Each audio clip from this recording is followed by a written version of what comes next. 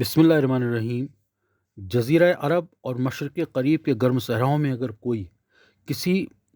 عقیدے کو اپنا لیتا تو اس پر کاربند رہتا اور اس عقیدے پر ثابت قدم رہنے کو اپنا فرض سمجھتا تھا۔ شک اور تردید اور فرقے بندیاں اس وقت شروع ہوئیں جب دنیا کے عظیم مذاہب صحرا سے باہر نکلے اور ایسی سرزمینوں میں پھیلے جہاں صحرا نہیں تھا۔ تو اس وقت جن لوگوں نے اس مذہب کو صحرا میں پہچانا اور اپنایا تھا، انہوں نے اعتراض اٹھایا اور منشعب یعنی شاخ در شاخ ہونے والے ہوئے، اور اس طرح یہودیت، مسیحیت اور اسلام میں طرح طرح کے فرقوں نے جنم لیا۔ بہرحال پیغمبر اسلام حضرت محمد صلی اللہ علیہ وسلم 8 سال کی عمر میں ہی اپنی ضروریات زندگی کو پورا کرنے کی خاطر صحرا میں غلہ چرانے پر مجبور ہو گئے۔ وہ ہر صبح شہر سے باہر نکل جاتے اور شام گئے تک اکیلے ہی صحرا میں بسر کرتے تھے۔ اکثر اوقات لامحدود آسمان اور لامتناہی افق آسمان کے کنارے پر نظریں جمائے رکھتے اور سورج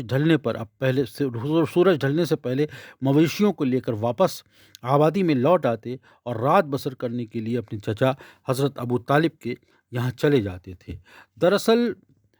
یہ تسلیم شدہ بات ہے کہ جو یتیم بچے عقلی طور پر، شعوری طور پر اور عام بچوں سے پہلے تکمیل کے مرحلے کو پہنچ جاتے ہیں، کیونکہ انہیں پیار اور لاڑ کرنے والا کوئی نہیں ہوتا اور نہ ہی کوئی ان کے چہرے سے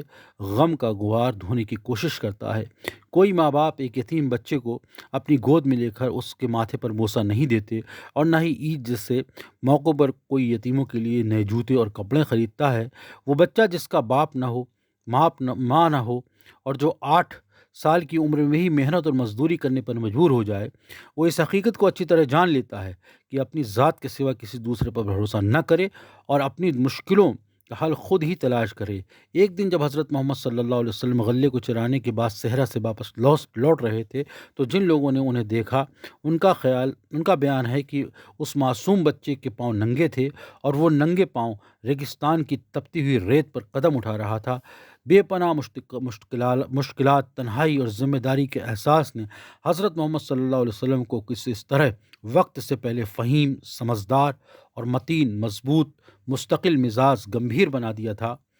کہ جب ان کی عمر صرف 12 سال کی تھی تو حضرت ابو طالب نے انہیں اپنے ساتھ سفر پر لے جانے کا فیصلہ کر لیا۔ پیغمبر اسلام حضرت محمد صلی اللہ علیہ وسلم کے چچا ابو طالب ایک تاجر تھے۔ وہ حضرت محمد صلی اللہ علیہ وسلم کو اپنے ساتھ ملک شام سیریا لے گئے اور سیریا کے شہر بصرہ کے نزدیک کارواں ٹھہرا۔ جس جگہ کارواں نے پڑاؤ کیا وہاں ایک صومعہ عبادت گاہ تھی